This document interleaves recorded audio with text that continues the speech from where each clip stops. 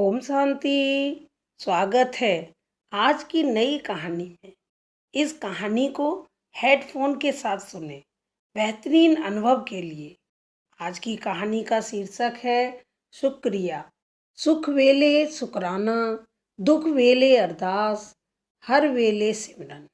आइए सुनते हैं कहानी। एक समय की बात है, किसी गांव में एक परिवार रहता था। परिवार में पति, पत्नी और उनके 10-12 साल के 2 बच्चे थे। एक दिन पति और बच्चे बैठे थे, भोजन का इंतजार कर रहे थे। पत्नी रसोई घर में खाना बना रही थी। पत्नी आई और लाकर के घास का गट्ठर उनके सामने डाल दिया और बोली, इसे खा लो। पति को क्रोध आया। उसने कहा, तुम मेरा अपमान कर रही हो। पत्नी को भी क्रोध आया हुआ था। उसने कहा, आज 15 साल से तुम मेरा बनाया खाना खा रहे हो, लेकिन तुमने कभी उस खाने की प्रशंसा नहीं की। मतलब तुम्हें पता ही नहीं कि तुम खाना खा रहे हो या घास खा रहे हो। ऐसा ही कुछ हमारे जीवन में चलता है। शिकायतें हजारों हैं, लेकिन शुक्रिया एक भी नहीं।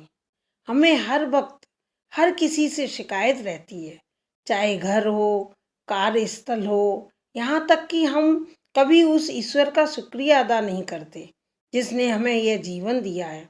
भारत भूमि पर जैसा जीवन हम जी रहे हैं, वैसा लाखों लोगों का मात्र स्वप्न होता है।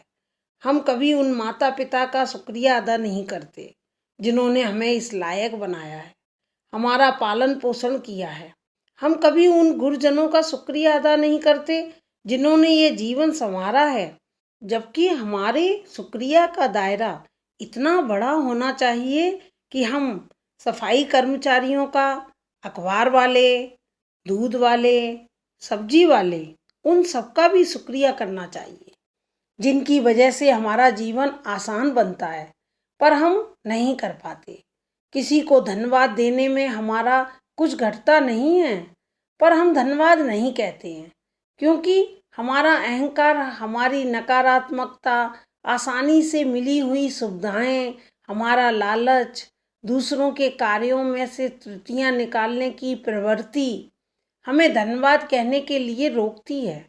हमें लगता है कि कोई भी व्यक्ति यदि अपना निर्धारित कार्य करता है तो हम पर एहसान नहीं करता, क्योंकि यह कार्य उसके लिए नियत है, यह उसका कर्तव्य है।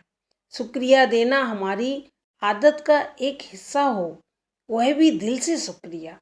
तो आज से ही शुरू करें। ओम शांति।